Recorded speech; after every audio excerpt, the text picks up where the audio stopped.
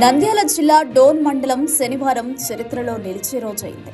YSR Congress party అధినేత ఆంధ్రప్రదేశ్ మాజీ ముఖ్యమంత్రి వైఎస్ జగన్మోహన్ రెడ్డి ఈ ప్రాంతాన్ని సందర్శించడంతో ప్రజల్లో భారీ ఉత్సాహం నెలకొంది. మాజీ మంత్రి బుగ్గన రాజేంద్రనాథ్ కుమారుడి వివాహ రిసెప్షన్ సందర్భంగా డోన్కు విచ్చేసిన జగన్కు అపూర్వమైన స్వాగతం లభించింది.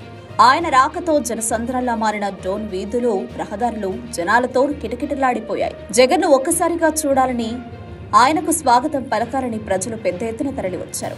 చేతుల్లో ప్లకార్డులు, పార్టీ జెండాలతో రోడ్డుపై రెండు వైపులా నిలబడి జై జగన్, ఓ యువనాయక అంటూ నినాదాలు చేశారు.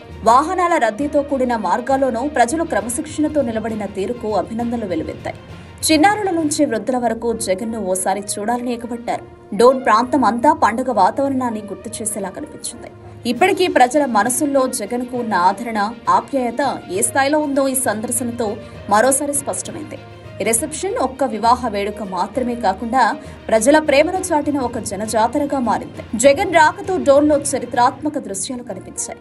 ప్రజల స్పందన వైఎస్ఆర్సీపీ పునర్నిర్మాణానికి ఉత్సాహాన్నిచ్చేలా ఉంది.